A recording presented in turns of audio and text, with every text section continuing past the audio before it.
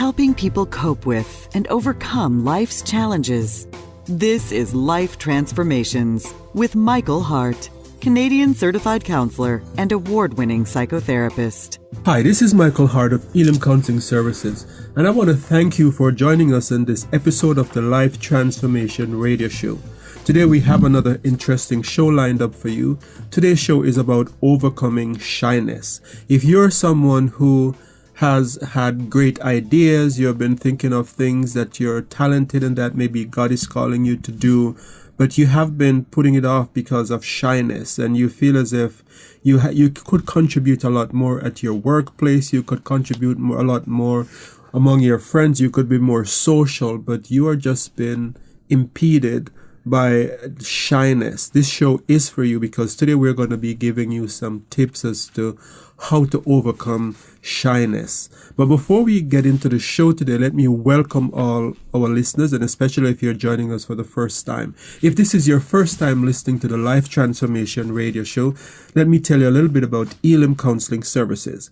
Elim is a professional counseling organization that provides professional psychotherapy from a Christian perspective. We have several counselors on staff, and our counseling service is covered by most insurance companies. We have a lot of people with benefit plans who have been able to pay and get their services reimbursed. We are also an organization that provide counseling at a subsidized rate, and we're able to do that based on donations that we receive. So if you have listened to this show and you have benefited from this show, maybe you have benefited from the ministry itself by the counseling you have received, we encourage you to consider making a donation to us, as that will help us to be able to help continue to provide services at a subsidized cost and meet the cost of our overhead. So again, thank you very much for your support of this ministry, if you have supported this ministry in some shape or form. And as I say that brings to mind those of you who have volunteered your time to help in different capacities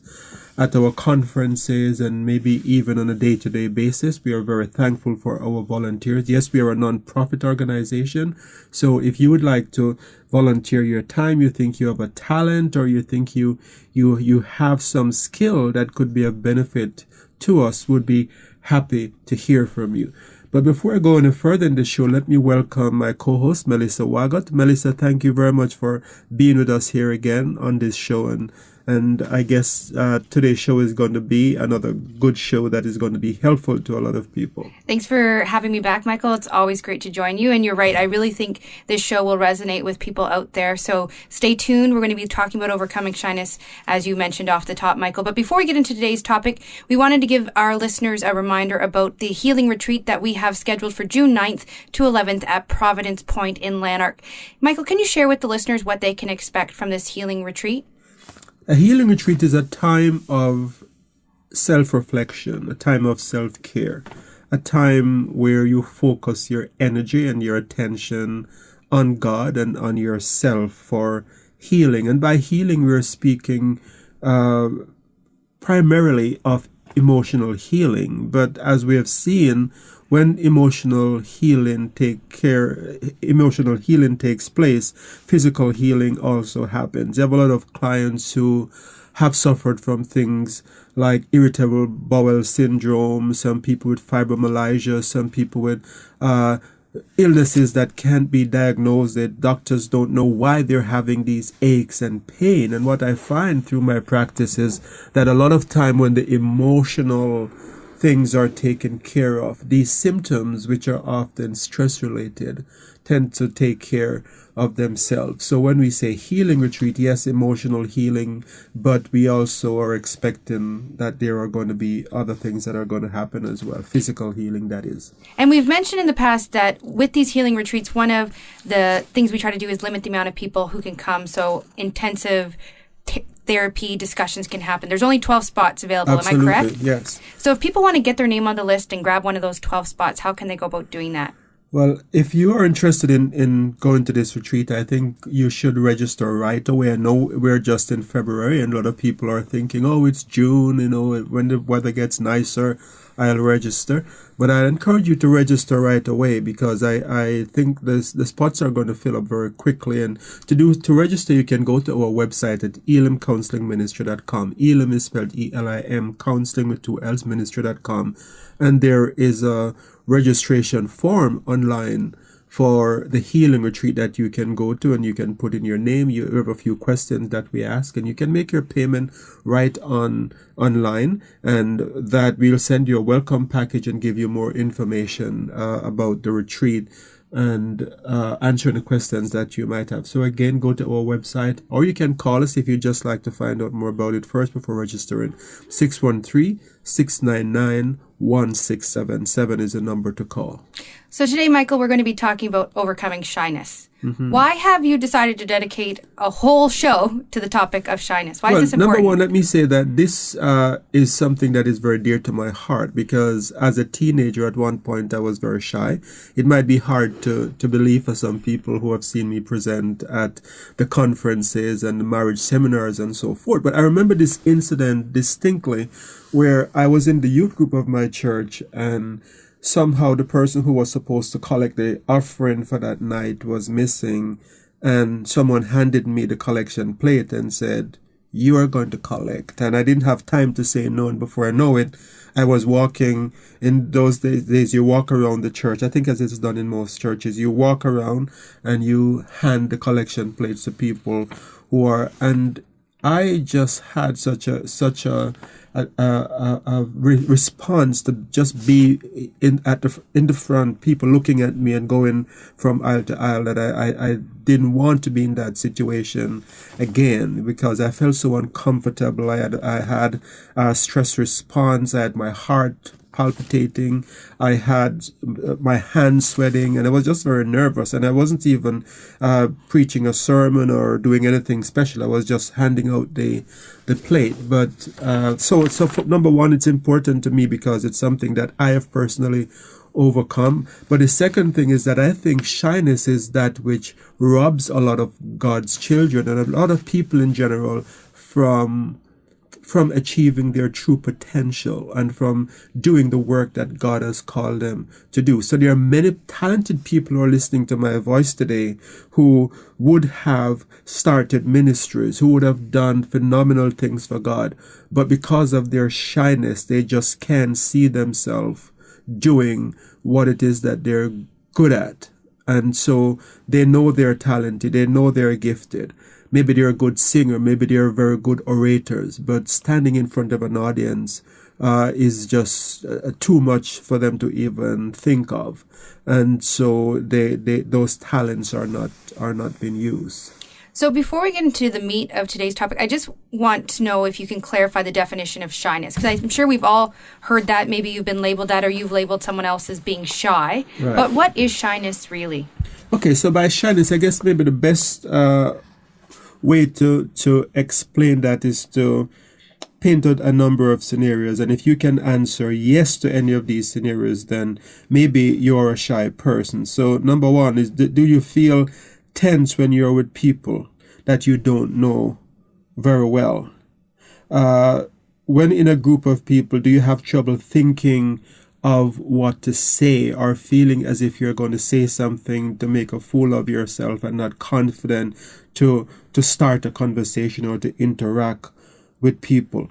Do you find it really hard to ask for information? Like if you were at school, for example, if you're a young person, you're in school and you needed to go up to ask a question of the teacher, do you find it hard? Would you sit in your seat and know that you wanted to ask a question, but just that thought of going to the front is just too much to overcome, so your question go unanswered? And so maybe in the workplace as well, you might have great ideas in your mind that you could share at a business meeting, but no one knows about these ideas, because you're the kind of person where the thought of saying something at a business meeting, it makes you very uncomfortable. And so you sit there and then you hear someone else comes up with the idea that you have thought about from the very beginning, and you go, I wish I had said that. And you keep finding yourself in these kind of conditions. So those are some of the signs that would indicate that you have shyness. And does it take a long time to overcome your shyness if you're in new situations? Do you dread new situations? Do you feel as if when you're in new situations, it takes a really, really long time to become comfortable? Do you have trouble looking someone in the eyes? And so these are some of the things that if you have answered yes to those questions, then you might be a person suffering from shyness. So as you describe those things, something that came to my mind was the whole concept of being introverts and extroverts. Is there a difference between being an introvert and being shy? Yeah, there's a big difference between a shy person and a person who is introverted. An introverted person might not be the most talkative at a business meeting, but the introvert will still be able to say things that they need to say. They might not be the life of the party, but they will still go to a party and they will still interact with people. Whereas a person who is shy might not say anything at a business meeting and may not go to the party. And even if they're at the party, they're uncomfortable being there. But an introvert can be at a party and not be uncomfortable at all. Can be fully comfortable and be very comfortable in their silence. They're silent not because they're uncomfortable, but just because this is the way that they are by nature. So I think those are huge differences. A lot of introverted people are very confident people, and they can speak up if they have something to say. They can be a phenomenal presenters. Some of the people that you see who are introverted, you see them in front of an audience and you wonder, is this the same person? Because they're very dynamic and they're very comfortable on stage. Whereas a shy person might dread going on stage and may tend to isolate themselves from others. So where does shyness come from? Is it a hereditary thing? Does it get passed along through the generations? That's a very good question, Melissa. There's some research that suggests that there's about 15% of the population suffers from shyness. And the research also says that about 50% of that 15% of people are hereditary, are people who are shy because it's hereditary. It is thought that of all the ailments that afflict us, shyness is one of those that are more likely to be passed on hereditary. So if you had a father or mother that is shy, tendencies are that you will tend to be shy as well. But also there is also a nurture component, because some of it may be learned. If you have shy parents, then chances are you are not exposed to large gatherings. Your parents don't have a lot of friends coming over.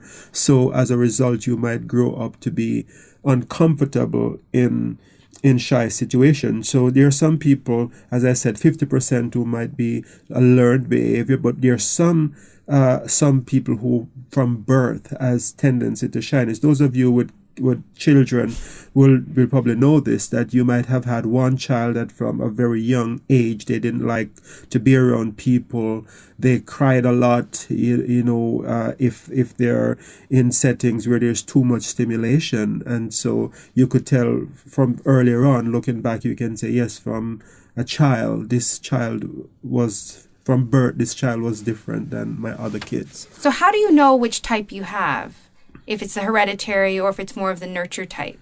Yes, I think one of the things that sets the types apart is that people who tends to be, who has this early onset, who has this hereditary, who are shy because of hereditary reasons, that they tend to have more of a physical arousal when they're shy, whereas other people who are learned, it's more of a thought process, it's more of a thinking, that the way that they think in the situation. So it's not so much that they're having the physiological responses, but they have negative thinking patterns that may have been learned as a result of experiences that happened to them. And so for for those who are late, who have late onset of shyness, by late onset of shyness, it's usually in people who in their teenage years start becoming shy. And it's believed that those people in their teenage years, it's at the age where your peers mean a lot to you, where you're developing self-identity, you're finding your place of who you are in the world. And there are some people, because of the roller coaster of emotions that they experience in their teenage years, and because of bad experiences that they had in those years, negative experiences, the shyness follow them into adult life. Is there a cost to being shy, or is this something with very little consequence? Why even bother talking about something like this? Yeah, that's a good question, and I think when you think about it, if you're a shy person, then one of the disadvantage is that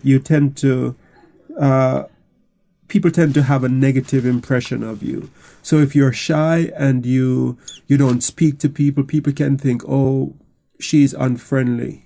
People might also think that you're standoffish, or you think that you are superior to others. So that's one of the big disadvantages of being shy. Shy people are a lot of time misunderstood, because they think that the people who are shy tend to think that others around them can see their symptoms and can know that it's because they are shy. But a lot of times people don't get that. People might get the opposite. You might look perfectly normal to others, and they're wondering, why is it that this person is not talking to me? And they are giving other reasons as to why you're not interacting, other than the fact that you're a shy person. The second thing is that we all have a need for human interaction. We're born with this need to interact and to be apart. And so when you're shy, you're robbed of that, of fulfilling that great need.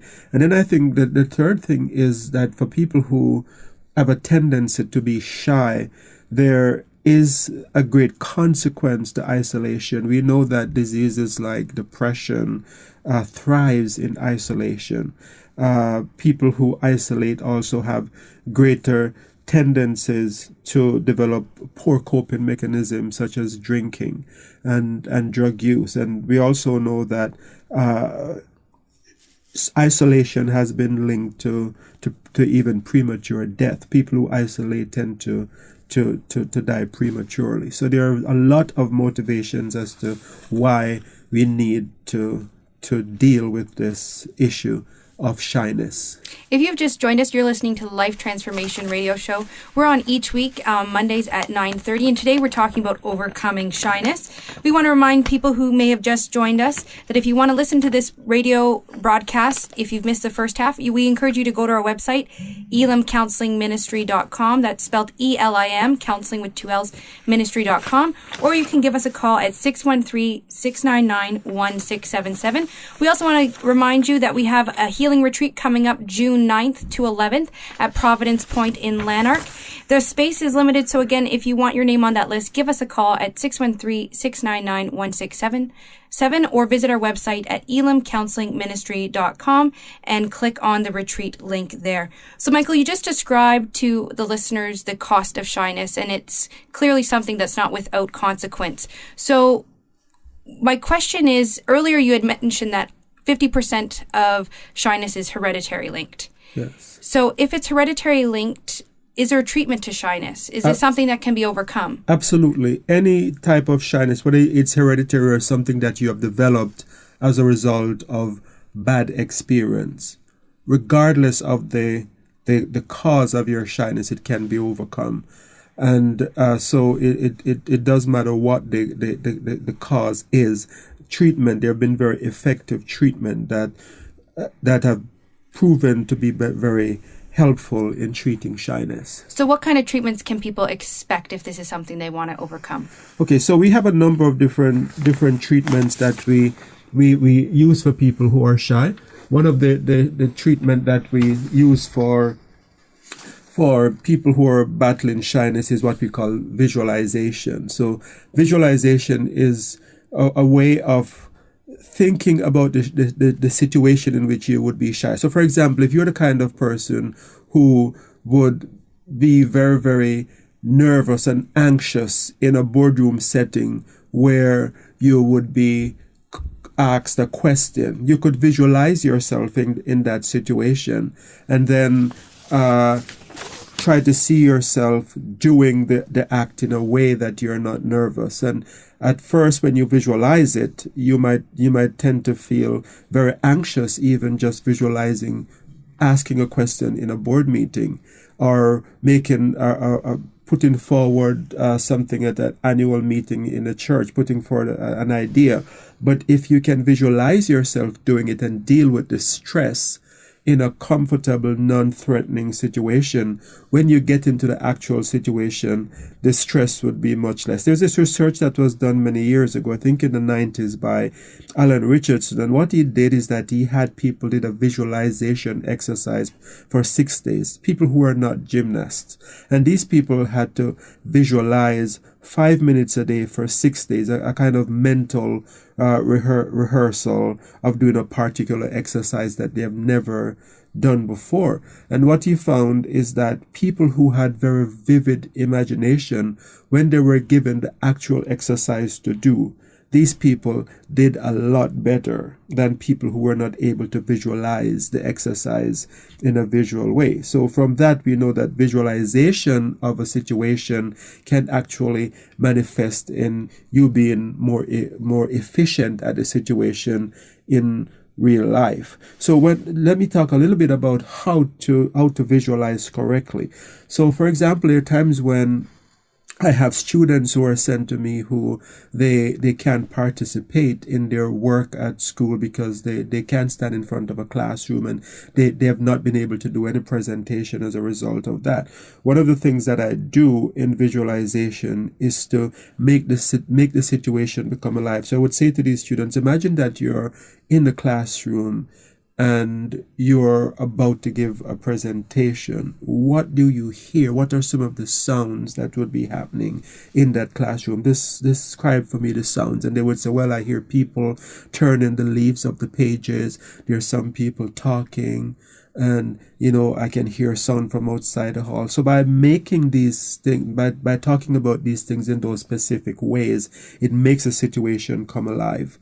And so a lot of time when we do that, so people will actually start having responses like they're actually in the classroom and about to give a presentation.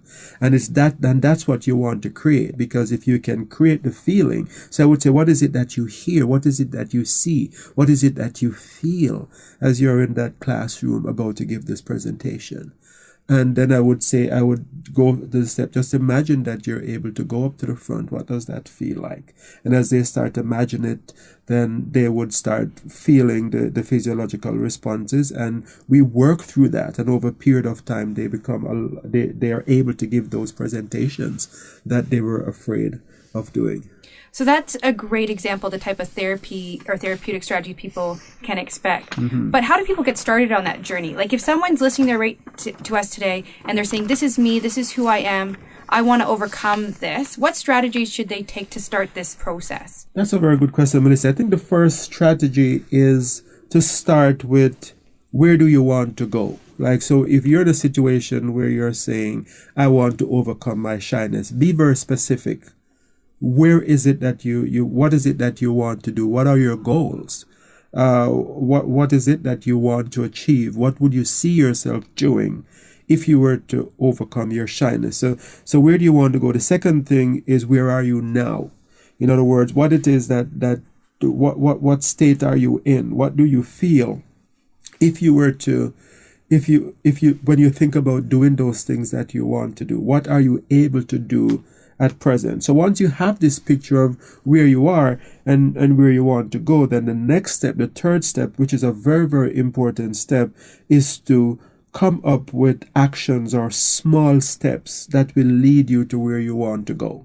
And these steps has to be very specific. When we're treating people for shyness, overcoming shyness, the steps have to be very, very specific, and they're in hierarchical nature. So in other words, if you plan to speak at a board meeting, or if you plan to start a ministry, then the first step might be sharing the idea with someone.